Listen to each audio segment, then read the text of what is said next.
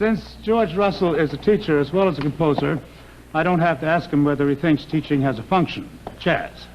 What I do want to ask you, George, is just where the number we've just heard fits in with the general structure of your work.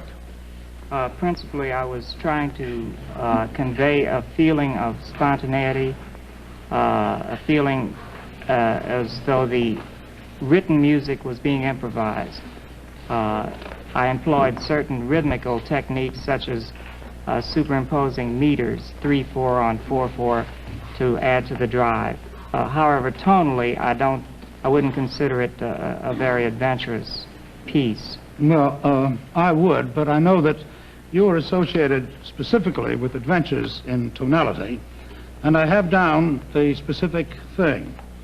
I don't understand it, though. The Lydian concept of tonal organization. This, I think, you must explain. It would be very difficult to explain the whole concept in this brief period. However, I'll do my best. The major scale is the traditional scale from which jazz and all our Western music has evolved. The chromatic scale is the scale which most modern music is based on. This is the chromatic scale.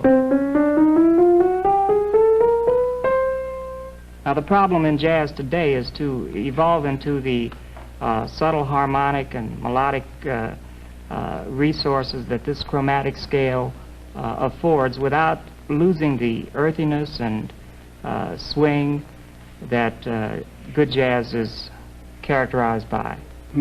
The Lydian concept makes us conscious of tonal gravity. There are essentially two kinds of tonal gravity. Vertical, that is, tonal gravity inferred by the chord, where the chord infers the tonic, and horizontal tonal gravity inferred by the scale, for instance, a blues scale. I know you have a couple of records. I don't know which illustrates which, so you better say. Well, there are certainly two major jazz artists who have these contrasting styles. Coleman Hawkins, for instance, is essentially a vertically minded soloist. That is, his melody is dictated by the chord. I would better hear it.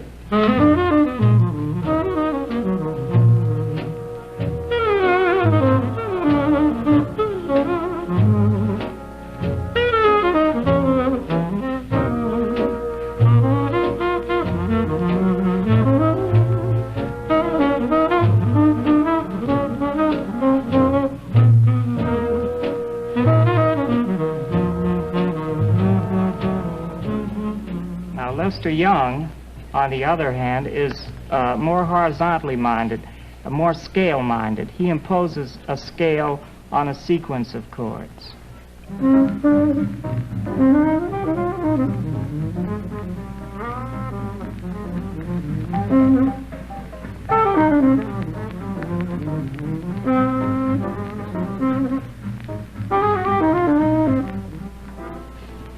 Now, George, I'm committed to the fact that you're dealing with the future.